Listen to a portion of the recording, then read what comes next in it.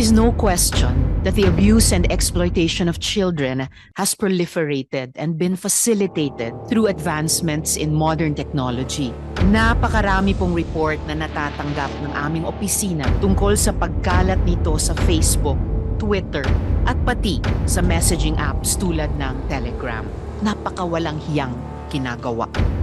Noong 2022, ipinasa natin ang Anti-Online Sexual Abuse and Exploitation of Children and Anti-Child Sexual Abuse and Exploitation Materials o SAEC-CSAM Act. Sa batas na ito, kinilala ang napakahalagang papel ng mga tinatawag nating internet intermediaries.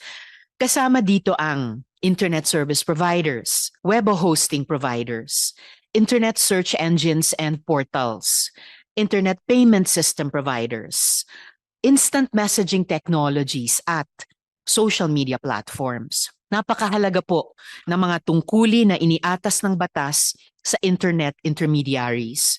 Pero hanggang ngayon, patuloy ang pag-advertise at pagkalat ng CSAM. Napakarami pong report na natatanggap ng aming opisina tungkol sa pagkalat nito sa Facebook, Twitter, at pati sa messaging apps tulad ng Telegram.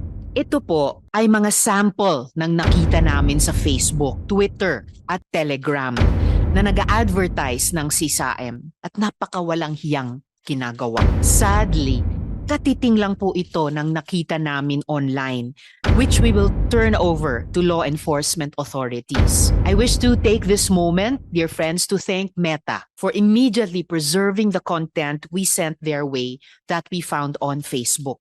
Hindi basta pwede mag-deactivate at mag-delete group ang mga pedophile na yan. Kaso lang, hindi lang sa Meta. In a simple Google search, this content also came up. And I am keen to ask our tech giants, bakit po ganito? Sa pagdinig na ito, sisiyasatin natin ang mga bagong paraan ng paggawa, paglalako at pagpapakalat ng CSAM, ang pagganap ng mga internet intermediaries sa kanilang mga obligasyon sa batas at ang kasapatan ng tugon ng mga ahensya ng gobyerno para puksain ang OSAEC CSAM.